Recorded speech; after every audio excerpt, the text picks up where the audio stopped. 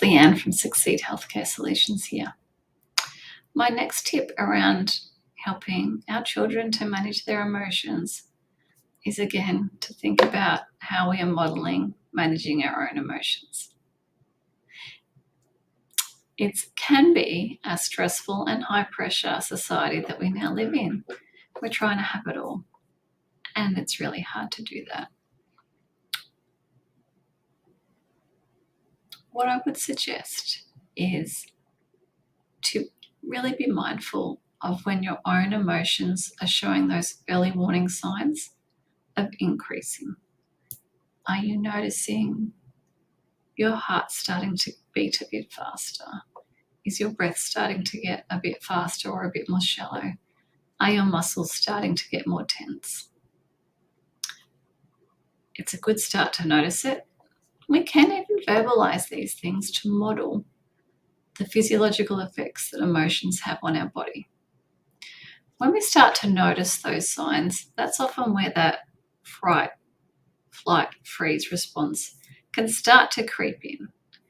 It might have been more effective back in the caveman days where they had to hunt out their food and be able to run really fast away from danger. It's less helpful in modern society, but sometimes still needed.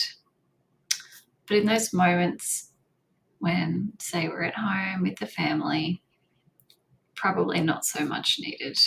So we kind of need to tame that beast, essentially. We need to be able to find the off button, and we need to be able to teach our kids to be able to do that as well.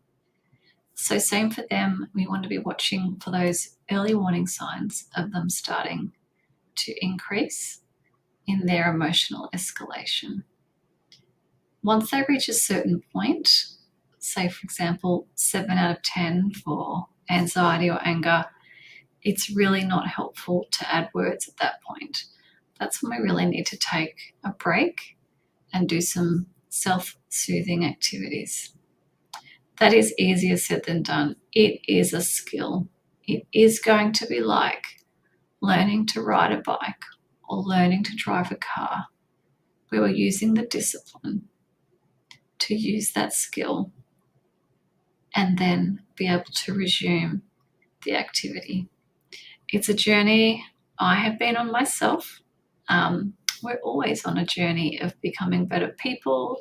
We've always got more things to learn.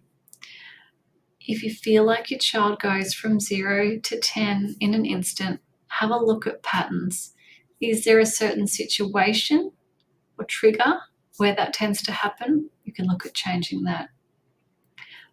For a lot of these young people that I work with, I notice that those where the parents say they seem to go from 0 to 10 straight away often have signs of emotion building that are not visible. They're more perceptible within the body by the person. They may not even realize it's going on. So things like I was describing, the faster heart rate, maybe they feel sweaty, maybe their breath is slightly increased, maybe they've got the tense muscles.